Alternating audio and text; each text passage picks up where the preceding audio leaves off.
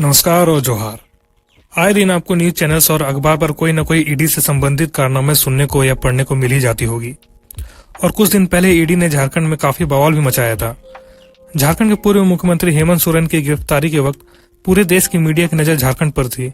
और झारखंड में जहां ईडी जैसे संस्थान को शायद ही कोई जानता था, अब यहाँ के बच्चे बच्चे को पता है कि देश में ईडी जैसा कोई संस्थान भी है। लेकिन लोग अभी ईडी के बारे में अच्छे से नहीं जानते हैं कि ये कैसे काम करती है और किन किन चीजों पर काम करती है। तो आइए इस वीडियो में समझते हैं ईडी के बारे में। ईडी, जिसका फुल फॉर्म होता है इन्फोर्समेंट डायरेक्टोरेट और हिंदी में इसे प्रवर्तन निदेशालय कहा जाता है। आसान भाषा में अगर समझे तो ये वो संस्था है जिसे धन शोधन, मनी लॉन्ड्रिंग को रोकने और विदेशी मुद्रा बाजार, फॉरेन एक्सचेंज को व्यवस्थित तरीके से चलाने और काला धन को नजर रखने के लिए बनाया गया है।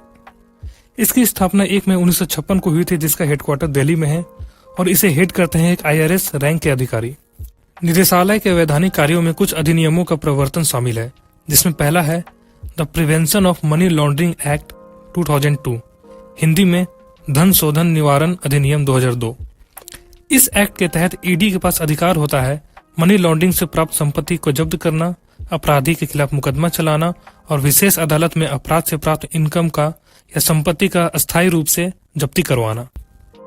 दूसरा है the foreign exchange management act 1999, Hindi में विदेशी मुद्रा प्रबंधन अधिनियम 1999। यह एक नागरिक कानून है जिसे विदेशी व्यापार और विदेशी मुद्रा बाजार को व्यवस्थित तरीके से रखना और सही ढंग से चलाने के लिए बढ़ावा देना है। अगर कोई इसके नियमों का उल्लंघन करता है तो प्रवर्तन निदेशालय को कानून का उल्लंघन करने वालों पर जुर्माना लगाने की जिम्मेदारी दी गई है।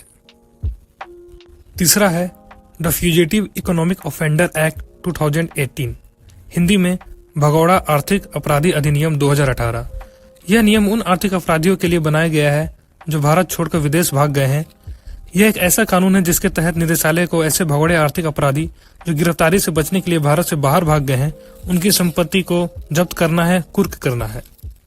इसमें और भी कुछ नियम है, जैसे चौथा है फॉरेन एक्सचेंज रेगुलेशन एक्ट 1973, पांचवा है conservation of foreign exchange and prevention of smuggling activities act 1974।